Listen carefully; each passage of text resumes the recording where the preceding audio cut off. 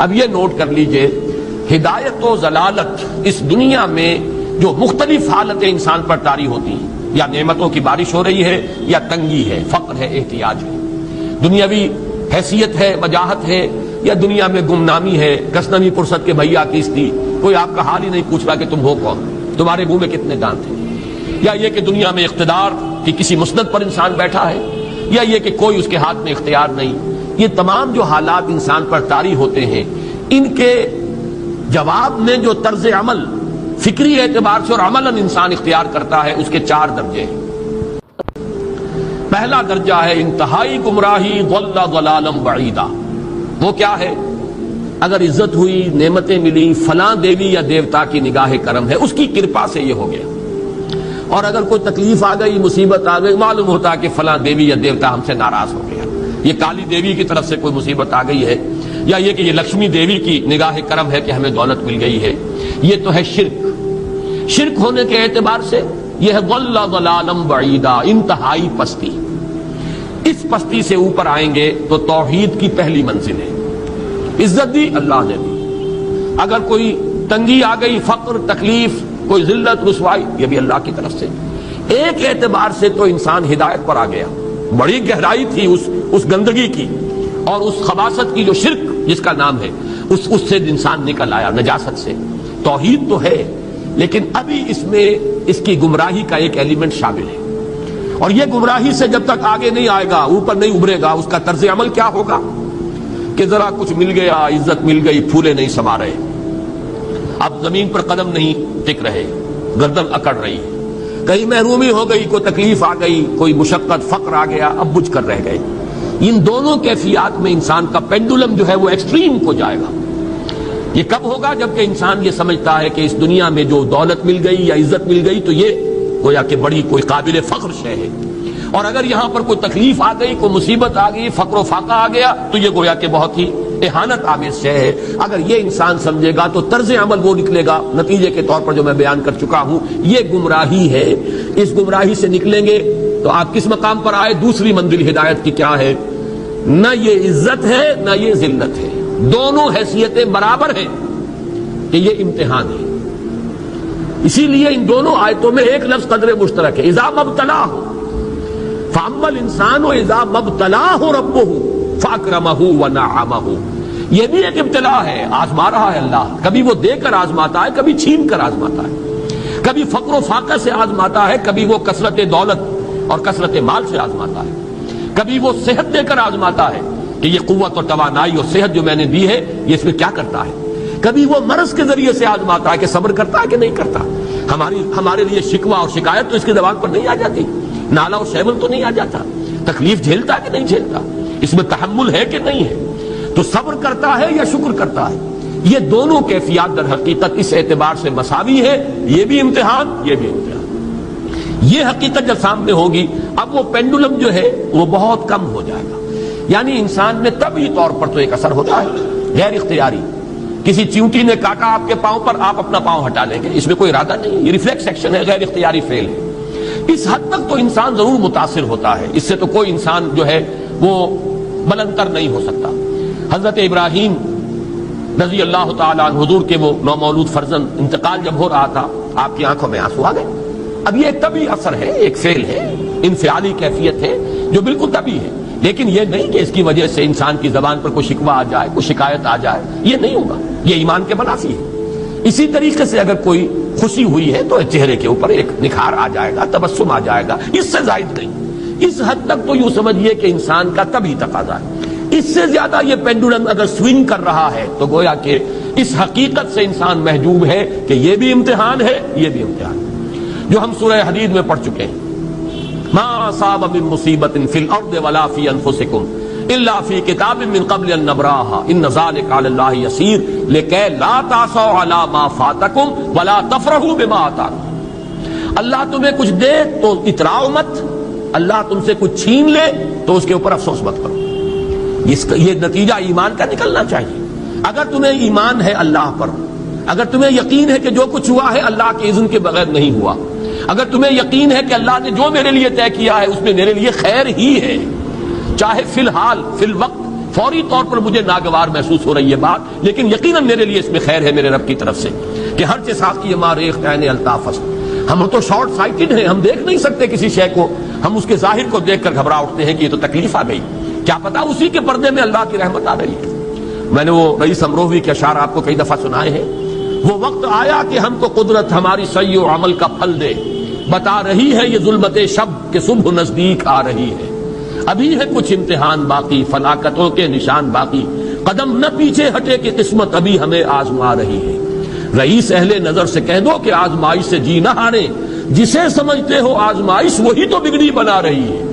اسی آزمائش سے تو بگڑی بنے گی، اسی سے تو تمہارا خیر جو ہے اجاگر ہوگا، سامنے آئے گا، پتہ چلے گا who's who, what is what۔ ابو بکر میں کتنا یقین اور ایمان تھا، یہ کیسے معلوم ہوگا؟ کیسے معلوم ہوگا کہ بلال میں کتنا سہار، کتنا تحمل تھا، کتنا صبر تھا، اگر وہ مصیبت ان پر نہ آتی کہ جو امیہ ابن خلف کے ہاتھوں ان پر قیامت ٹوٹ رہی تھی۔ تو یہ ساری چیزیں جو ہے ما اصاب من مصیبت فی الارض ولا فی انفسکم الا فی کتاب من قبل ان نبرأ ان ذلک علی اللہ یسیر لکی لا تأسوا علی ما فاتکم ولا تفرحوا بما آتاکم واللہ لا یحب کل مختال فخور۔ اگر اس حقیقت سے محجوب ہو جاؤ گے تو پھر اختیال اور فخر اور گھمنڈ پیدا ہو جائے گا تمہارے اندر، یا دوسری طرف مایوسی، کمر ہمت ٹوٹ کر رہ جائے گی، خودکشی کرنے کو انسان آمادہ ہو جاتا ہے، ذرا کوئی ناکامی دنیا میں آ گئی، کوئی تکلیف آ گئی۔ یہ ہے در حقیقت تیسری منزل، ہدایت کی دوسری سیڑھی۔ پہلا کیا تھا؟ نہایت ضل ضلالا بعیدا، کوئی خیر مل گیا تو کسی دیوی کی نگاہ کرم، کوئی تکلیف آ گئی تو کسی دیوتا کی ناراضگی، یہ تو ہے ضل ضلالا بعیدا۔ اس سے اوپر آئے، یہ پہلی سیڑھی ہدایت کی ہے۔ عزت ہے تو اللہ کی طرف سے، اور اگر کوئی ذلت ہے، تنگی ہے تو اللہ کی طرف سے۔ یہ ہدایت کا آغاز ہو گیا، یہ توحید کی بنیادی منزل ہے۔ اس سے اگلی منزل، یہاں کی ذلت ذلت نہیں، یہاں کی عزت عزت نہیں۔ ذالک یوم التغابن، ہار اور جیت کے فیصلے کا دن تو قیامت کا دن ہے۔ وہاں معلوم ہوگا جس کو اس روز عزت ملی وہ عزت والا ہے، جو اس روز ذلیل ہو گیا وہ ذلت والا ہے۔ یہ تو امتحان ہے، دار الامتحان ہے۔ خلق الموت والحیات لیبلوکم ایکم احسن عملا، یہ تو دار الامتحان ہے۔ امتحان ہونے کے ناطے دونوں برابر ہیں۔ اس سے اوپر ہے ایک چوتھی منزل، ہدایت کی تیسری منزل۔ وہ کیا ہے؟ عام طور پر انسان یہ سمجھتا ہے کہ یہ جو آزمائش ہے تنگی کی اور فقر و فاقہ کی، یہ سخت تر آزمائش ہے، اور نعمتوں کی بارش ہو تو یہ آسان آزمائش ہے۔ یہ بھی ابھی گمراہی کا ایک پرت جو ہے اس کی باقی ہے۔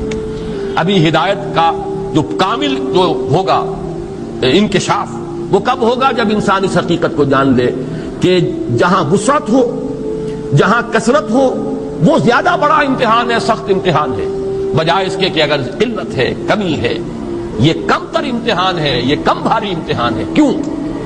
کہ اگر آپ کے پاس کثرت ہے، آپ کے اندر غفلت پیدا ہو جائے گی۔ کثرت کا لازمی نتیجہ غفلت ہے۔ نہ کوئی غم کرو، نہ خوف، خوشیاں مناؤ جنت کی جس کا تم سے وعدہ کیا گیا تھا۔ اللہ کی ربوبیت پر اطمینان جب انسان کو ہو جاتا، میرا رب اللہ ہے، ربی اللہ، انسان کے لیے نہ کوئی کھٹکا، نہ کوئی خطرہ، نہ کوئی خوف، نہ کوئی حزن۔ جو کچھ ہو رہا ہے کس کے اذن سے ہو رہا ہے؟ اللہ کے اذن سے۔ اللہ کے اذن کے بغیر پتہ تک نہیں ہلتا۔ یہ کوئی اندھا بہرا مادہ نہیں ہے جس سے مجھے کوئی خوف ہو۔ اندھا بھینسا چلا رہا ہو، اس سے تو ڈرنے کا ہر انسان کو ڈرنا چاہیے، نہ معلوم کس کو ٹکر مار دے۔ لیکن نہیں، اس کائنات کو چلانے والا ایک سمیع و بصیر خدا ہے۔ وہ جو میرا دوست ہے، میرا ولی ہے، اللہ ولی الذین آمنوا یخرجہم من الظلمات الی النور۔ اللہ اہل ایمان کا ولی ہے، ساتھی ہے، پشت پناہ ہے، مددگار ہے، حمایتی ہے۔ بتائیے جسے یقین ہو جائے کہ اللہ میرا مددگار، اللہ میرا محافظ، اللہ میرا پشت پناہ، اللہ میرا حمایتی، اس کے لیے کوئی خوف ہوگا؟ اس سے کوئی ڈر ہوگا؟ میں مثال دیا کرتا ہوں ایک بہت سادہ، پنجاب کے دیہات کی۔ تو بڑا چودھری ہے اور کوئی غریب کسان ہے۔ اس غریب کسان کے جانوروں کو ہر وقت اندیشہ ہوگا چوری کا، کوئی میری بھینس کھول کر نہ لے جائے، کوئی میرا بیل کھول کر نہ لے جائے۔ لیکن جس کے بارے میں یہ سب کو معلوم ہو کہ وہ جو بڑا چودھری ہے وہ اس کا دوست ہے، اس کی بچیا کو کوئی خوف ہوگا؟ اس کی بھینس پر کوئی ہاتھ ڈالے گا؟ اسے کوئی اندیشہ ہوگا؟ نہیں. کیوں؟ کہ وہ بڑا چودھری، بڑا اس کا یہاں کا سردار، جاگیردار، سب کو معلوم ہے وہ میرا دوست ہے، کوئی میرے خلاف اقدام نہیں کر سکتا. اس دنیا میں یہ چھوٹی سی بات اگر آپ کے دلی اطمینان اور سکون کا باعث بن سکتی ہے تو ذرا تصور کیجئے. میں لفظ تصور استعمال کروں گا صرف اس لیے کہ اس کا ہم جس کو کہتے ہیں ادراک اور شعور کر نہیں سکتے. اگر کے ساتھ کر سکتے، اگر یقین ہو کہ اللہ میرا مددگار اور یقین ہو کہ اللہ ہر آن میرے ساتھ ہے، پھر کوئی خوف کس کا خوف؟ کوئی شے اللہ سے بالاتر ہے؟ کوئی قوت اس سے زیادہ طاقتور ہے؟ کوئی اس کے ارادے کو بدلنے والا ہے؟ کوئی اس کی مشیت کے آڑے آنے والا ہے؟ یہی بات ہے جو حضور نے فرمائی. یہ ایمان کا حاصل ہے لب لباب کہ دیکھو اچھی طرح اس بات کو ذہن نشین کر لو.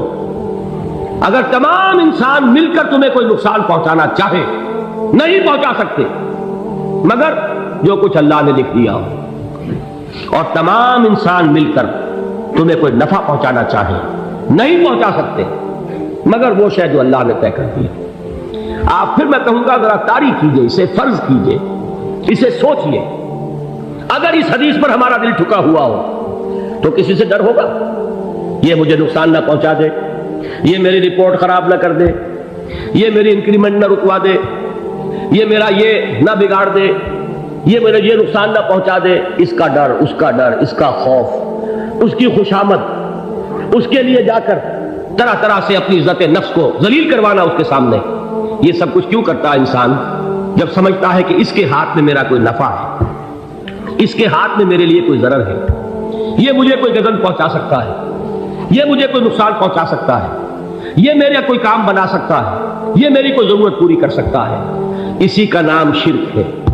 جہاں آپ نے یہ سمجھا کہ غیر اللہ کے اندر کوئی طاقت موجود ہے وہی شرک ہے. بتوں سے تجھ کو امید ہے، خدا سے نو امیدی، مجھے بتا تو صحیح اور کافری کیا ہے؟ شرک تو یہ ہے. جس پر بھی تمہیں یہ خیال ہے کلمہ ہے، یہ کلمہ سوم لا حول ولا قوت الا باللہ، ذرا اس پر دل کو کبھی اگر آپ تصور کریں، پھر فرض کریں، دل ٹھک جائے اس پر، کوئی طاقت نہیں. یہی بات تھی جو شیخ عبد القادر جیلانی رحمۃ اللہ علیہ نے اپنی وصیت میں اپنے بچے سے کہی. 11ویں دینے والے ہیں لیکن حضرت شیخ عبد القادر جیلانی کی وصیت اور تعلیمات کو کتنے لوگ ہیں جانتے ہو؟ یہ جن مقامات تک پہنچے ہیں وہ کس چیز کی بدولت پہنچے؟ انہوں نے جو پیغام دیا وہ کیا تھا؟ اے میرے بچے، جس طریقے سے قرآن مجید میں حضرت لقمان کی نصیحتیں جو ہے نقل کر دی گئی ہیں، میں یہ عرض کروں گا بالفرض اگر قرآن حضرت عبد القادر جیلانی کے بعد نازل ہوا ہوتا تو شیخ عبد القادر کی یہ نصیحتیں بھی قرآن میں درج ہوتی. اتنی اونچی نصیحتیں ہیں. اے میرے بچے، اس حقیقت کو ذہن نشین کر لے، لا فاعل فی الحقیقت ولا مؤثر الا اللہ. اس کائنات میں نہ کوئی فاعل حقیقی ہے نہ مؤثر حقیقی ہے سوائے اللہ. کسی شے میں کوئی تاثیر نہیں اگر اللہ نہ چاہے. آگ جلا نہیں سکتی اگر اللہ نہ چاہے. پانی ڈبو نہیں سکتا اگر اللہ نہ چاہے. زہر ہلاک نہیں کر سکتا اگر اللہ نہ چاہے. کوئی چیز فائدہ نہیں پہنچا سکتی اگر اللہ نہ چاہے. تو در در پہ کیوں سر جھکاتے ہو؟ در در پر کیوں جب عیسائی کرتے ہو؟ سب کے سامنے کیوں ہاتھ پھیلاتے ہو؟ ایک اللہ سے مانگو، ایک اللہ کے سامنے زمین پر اپنی جبین رکھو. لا فاعل فی الحقیقت ولا مؤثر الا اللہ. نظر آتا ہے ہمیں کہ پانی پیاس بجھا دیتا ہے. پیاس بجھانے کی صلاحیت پانی میں نہیں ہے، اللہ کے اذن سے. کھانا بھوک مٹا دیتا ہے، بھوک مٹانے کی صلاحیت کھانے میں نہیں ہے، اذن رب میں. دیکھیے یہی یقین تھا. حضرت موسیٰ علیہ السلام کا واقعہ یاد کیجئے. سامنے سمندر آ گیا، قوم دیکھتی ہے پیچھے کہ گرد و غبار کا طوفان. معلوم ہوا کہ فرعون اپنے لشکر سمیت آ گیا. لشکر جب چلتا تھا تیز رفتاری کے ساتھ تو گرد و غبار کا جو طوفان اٹھتا تھا اس کا تصور کیجیے. اور لمحہ بلمحہ وہ قریب آ رہا ہے. پوری قوم نے کیا کہا؟ اے موسیٰ انا لمدرکون، اے موسیٰ ہم کو پکڑے گئے. قرآن مجید میں تو یہاں وہ باتیں نہیں لکھی ہیں لیکن تورات میں یہ درج ہے کہ بنی اسرائیل جھگڑنے لگے، دست و گریبان ہو گئے موسیٰ کے ساتھ. موسیٰ نے یہاں مروایا لا کر، اس سے تو ہم ہی بہتر تھے، وہاں کھانے کو ملتا تھا، زندگی تو تھی، بیگار ہم کر رہے تھے، موت تو نہیں تھی۔ اب جو کچھ ہوگا اس کا تصور کرو، جس طریقے سے ہمارے ٹکڑے اڑائے جائیں گے۔ تو لڑ رہے ہیں حضرت موسیٰ علیہ السلام سے، یہ تورات کی تفصیل ہے۔ قرآن میں صرف اتنا آیا ہے، پریشان ہو کر انہوں نے کہا انا لمدرکون، موسیٰ ہم کو پکڑے گئے۔ اس وقت موسیٰ کا جواب کیا ہے؟ کلا ان معی ربی سیہدین، نہیں، میرے ساتھ میرا رب ہے، وہ راستہ دے گا۔ بتائیے کہاں راستہ نظر آ رہا ہے؟ یہ ہے ایمان بالغیب۔ راستہ نظر نہ آئے تب اللہ پر یقین ایمان ہے، جیب میں پیسے ہوں اور تب دل کو اطمینان ہے، تو ایمان کس پر ہوا؟ پیسے پر، اللہ پر نہیں۔ جب وسائل و ذرائع نہ ہو اور پھر یقین ہو کہ اللہ مسبب الاسباب ہے، وہ اسباب کا پابند نہیں ہے، وہ اسباب کا محتاج نہیں ہے، اسباب اس کے محتاج ہے۔ اگر یہ یقین ہے تو اللہ پر ایمان ہے، یہ نہیں ہے تو تمہارا ایمان اسباب پر ہے، وسائل پر ہے، ذرائع پر ہے، مادیات پر ہے، اللہ پر نہیں۔ اس وقت کہاں راستہ تھا؟ کوئی راستہ تھا؟ سمندر ہے اور ادھر سے لشکر آ گیا ہے۔ کلا ان معی ربی سیہدین۔ اب دیکھیے ایمان کہہ دینا آسان ہے، ہوا معکم اینما کنتم، جہاں کہیں بھی تم ہوتے ہو اللہ تمہارے ساتھ ہوتا ہے، لیکن اس کا یقین قائم ہو جائے تو زمین و آسمان کا فرق واقع ہو جائے۔ یہی بات ہوئی حضور کے ساتھ۔ غار ہے، چھپے ہوئے ہیں محمد رسول اللہ اور آپ کے وہ یار غار ابو بکر صدیق رضی اللہ تعالی عنہ۔ اقبال نے حضرت ابو بکر کی شان میں چند اشعار کہے صرف، لیکن واقعہ یہ ہے کہ بھاری بھاری نظموں پر اور قصیدوں پر بھاری ہے، طویل ترین نظمیں اور قصیدے ہوں ان پر بھاری ہے۔ ہمتیں ابو بکر کی ہمت جو ہے، کشت ملت را جو ابر، جیسے بارش سے کھیتی اپجتی ہے، ابو بکر کی ہمت اور عظیمت اس امت کو اسی طرح سینچنے والی ہے۔ ثانیے اسلام و غار و بدر و قبر، وہ دوسرے تھے اسلام میں، دوسرے پہلے کون تھے؟ انا اول المومنین، حضور فرماتے ہیں سب سے پہلا ایمان لانے والا میں، دوسرے ابو بکر۔ ویسے ہمارے ہاں یہ چلتا ہے اختلاف، حضرت علی پہلے ہیں کہ حضرت ابو بکر پہلے ہیں، لیکن اس میں بڑی خوبصورت تطبیق قائم کی ہے علماء نے اور بہت صحیح ہے۔ چار کے بارے میں فیصلہ ہی مت کرو کہ کون پہلے، ان کی ایک عجیب تقسیم کر دی ہے۔ آزاد مردوں میں، بالغ مردوں میں سب سے پہلے ابو بکر، بچوں میں سب سے پہلے علی، خواتین میں سب سے پہلے خدیجہ، اور غلاموں میں سب سے پہلے زید بن حارثہ۔ بڑی پیاری تقسیم ہے، یہ چاروں ہی پہلے ہیں، ہر ایک کے لیے اولیت ہے۔ اور واقعہ یہ ہے کہ اگر زمانی اعتبار سے تعین ہوگا تو پہلے خدیجۃ الکبریٰ آئیں گی رضی اللہ تعالی عنہ، کسی اور سے بات کرنے کی نوبت بعد میں آ سکتی ہے، پہلے تو اہلیہ محترمہ سے بات ہوئی، آتے ہی پہلی وحی ہوئی ہے، ابھی تبلیغ کا حکم نہیں تھا، کس کو بتایا واقعہ؟ ابھی اپنی نبوت کی تبلیغ کا تو حکم ہی نہیں آیا، واقعہ کس کا ہے؟ وہ خدیجہ کا ہے۔ جب کہا ہے کہ خشیت علی نفسی، مجھے اپنی جان کا اندیشہ ہے، تو کیا جواب دیا خدیجہ نے رضی اللہ تعالی عنہا؟ وہ صدیقۃ الکبریٰ ہے، صدیقات جو ہے خواتین ان میں چوٹی پر خدیجۃ الکبریٰ ہے رضی اللہ تعالی عنہ، اور صدیق جو مرد ہیں ان میں صدیق اکبر ہے ابو بکر صدیق رضی اللہ تعالی عنہ، لیکن صدیقات میں چوٹی پر۔ جب حضور نے فرمایا خشیت علی نفسی، کیا فرمایا، کیا عرض کیا، کیسے تسلی دی؟ نہیں نہیں، اللہ آپ کو ضائع نہیں کرے گا، آپ غریبوں کے ہمدرد ہیں، آپ مساکین کے تکالیف رفع کرنے والے ہیں، آپ بیواؤں کی سرپرستی کرتے ہیں، آپ مسافروں کی خدمت کرتے ہیں، اللہ آپ کو ضائع نہیں کرے گا۔ یہ یقین ہے اس خاتون کے اندر۔ خیر وہ ایک علیحدہ بات ہو جائے گی۔ میرے دل پر حضرت خدیجہ رضی اللہ تعالیٰ عنہ کی شخصیت کا بڑا گہرا نقش ہے، جو وہ کوئی اور ہی وقت اور موقع ہوا تو بیان ہوگا۔ بہرحال اقبال نے ایک مصرے میں جو چار اولیتیں جمع کر دی ہیں، ہمتیں کشت امت را چو ابر، ثانی اسلام و غار و بدر و قبر۔ اسلام میں حضور کے بعد پہلے کون؟ ابو بکر۔ غار میں حضور کے ساتھ کون؟ ابو بکر۔ بدر کی رات اللہ کا رسول سر بسجود وہ گھاس پھوس کی جو جھوپڑی بنائی گئی تھی، اور وہاں تلوار ننگی لے کر پہرا دینے والا کون؟ ابو بکر. اور اس حجرہ عائشہ میں محمد کے بعد سب سے پہلے دفن ہونے والا کون؟ ابو بکر رضی اللہ تعالی عنہ صلی اللہ علیہ وسلم. وہ جو معاملہ میں سنا رہا تھا غار ثور کا، حضرت ابو بکر بھی حضور کے خیال سے لرز گئے ہیں. آپ کو یاد ہوگا کہ جا کر پہلے تمام جتنے سوراخ تھے انہیں بند کیا ہے. ایک سوراخ رہ گیا تھا جس کو بند کرنے کے لیے کوئی کپڑا نہیں تھا، وہاں اپنی ایڑی رکھی ہے، تب کہا ہے حضور سے تشریف لائیے، اور اپنے زانو پر حضور کو لٹایا ہے، اور وہاں کسی موذی جانور نے کاٹا ہے، حضور کی آنکھ لگ گئی تھی. اس وقت اس بل کے اندر جو بھی بچھو ہے کیا ہے واللہ عالم، اس نے کاٹا ہے. اس کی تکلیف کی وجہ سے ابو بکر کی آنکھوں سے آنسو ٹپک گئے. حضور کے چہرے مبارک پر پڑے ہیں تو حضور جاگے ہیں، معاملہ کیا ہے؟ ایڑی نہیں ہٹائی وہاں سے، مبادا وہ جانور وہاں سے نکل کر محمد الرسول اللہ کو کوئی گزن پہنچا دے. ابو بکر کی ایڑی ہے، جس طرح چاہے کھا لے، ختم کر دے، جان نکل جائے تب کوئی آنچ آئے محمد پر تو آئے، لیکن جیتے جی نہیں. وہ ہے ابو بکر. حضور کے خیال سے اس وقت حضور نے پھر اپنا لعاب دہن لگایا ہے، اور اس سے پھر آپ کی تکلیف ختم ہوئی. جیسے خیبر میں حضرت علی کی آنکھ دکھ رہی تھی، اس کو جو شفا حاصل ہوئی ہے وہ بھی حضور کے لعاب دہن سے ہوئی. تو بہرحال اس وقت انہوں نے کہا ہے کہ اے نبی یا رسول اللہ، اگر اس وقت ان میں سے کسی نے غیر ارادی طور پر بھی اپنے قدموں کی طرف جھانک لیا تو پکڑے جائیں. کیا جواب تھا اللہ کے رسول کا؟ لا تحزن ان اللہ معنا. اللہ ہمارے ساتھ ہے، کیوں گھبراتے ہو ابو بکر؟ یہ ہے ایمان باللہ.